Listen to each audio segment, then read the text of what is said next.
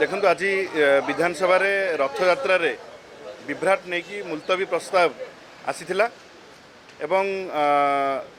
सरकार एवं आईन मंत्री ये कथा को मानिबा को नाराज से आम गृह त्याग कलु। वास्तव रे देखा गले से दिन ओडिशावासी एवं समग्र विश्ववासी लाइव टेलीकास्ट देखुले एवं महाप्रभु बड़ ठाकुर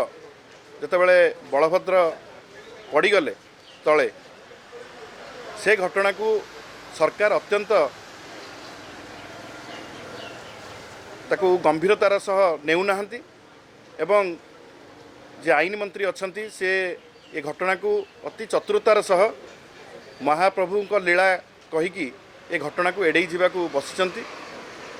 जेतेबेले महाप्रभु बड़ ठाकुर जेतेबेले पड़गले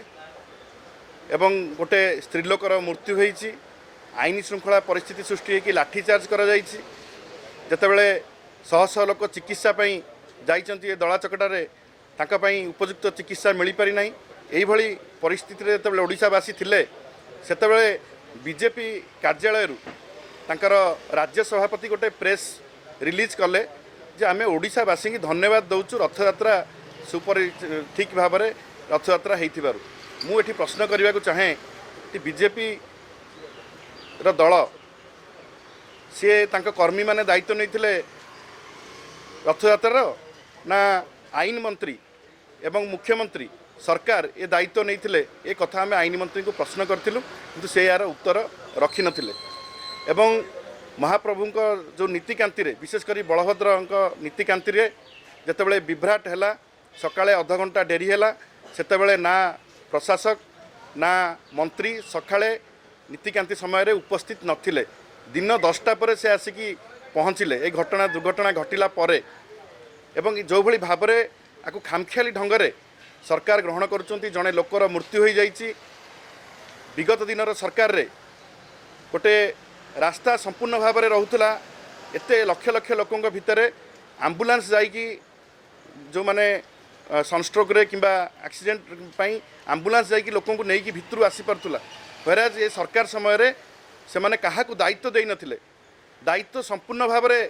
अन्य मानक ऊपर छाड़ी दे कहीं भी सरकार रु जड़े भी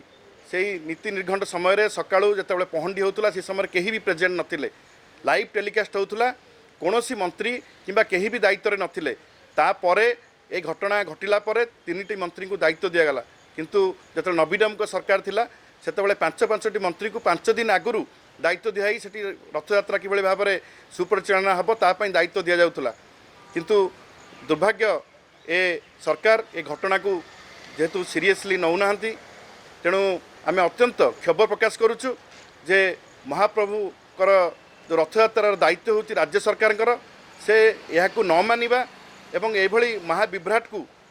सुरुखुरे रथयात्रा होई कहीकि टाळीदेवा यह अत्यंत दुख एवं परितापर विषय। आम या दृढ़ भाव में निंदा करुचु एवं जो भली भाव में मंत्री उत्तर प्रथम थर जितेबाला उत्तर देले से संपूर्ण भाव में ये घटना गुड़ी को एड़ाई जाई कहले अत्यंत श्रृंखलार सह रथयात्रा होईची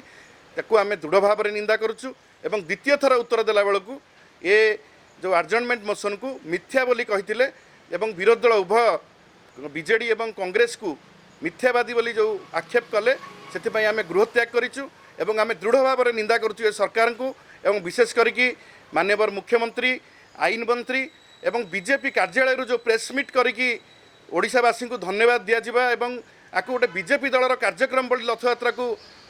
परिप्रकाश करवा एवं तांकर कर्मी माने एवं मंत्री माने मीडिया आगे जो भली भाव में प्रचार प्रसार कले जमती सत्य जमती रथयात्रा गोटे बीजेपी गोटे कार्यक्रम ताकू आम दृढ़ भाव में निंदा करुचु एवं ये घटना को सरकार ये दुर्घटना को मानिबा दरकार एवं यही घटना जो भाव में आगू न घटिबो से कौन कार्यानुष्ठान सरकार नहीं रथ उपर अणसेवायत चढ़ीगले मंत्री मानकर जेते रिलेटिव्स माने तांका संपर्कीय माने सबू पास नहीं कि चढ़ी रथ उपर अणसेवायत माने तांको उपर भी मध्य कौनसी कार्यानुष्ठान नियागला नहीं। यही जो विभ्राट है ताकू सरकार मानतु एवं प्रभुंक पाखरे क्षमा प्रार्थना करंतु एवं यही जो भूल नहब ता उपरे कार्यानुष्ठान निया जाऊ एवं यही घटना जो घटिला ता उपरे माननीय मंत्री गृह दुख प्रकाश करंतु यह आमर दाबी थिला। अत्यंत क्षोभर विषय मंत्री या चतुरतार सह एड़े देवाक चाहूँ आमे एवं मिथ्या आरोप बोली आक्षेप करिथिबारु आमे एई प्रसंग रे आज जो आडजर्नमेंट मोशन आसीथिला आमे गृह त्याग करथिलु।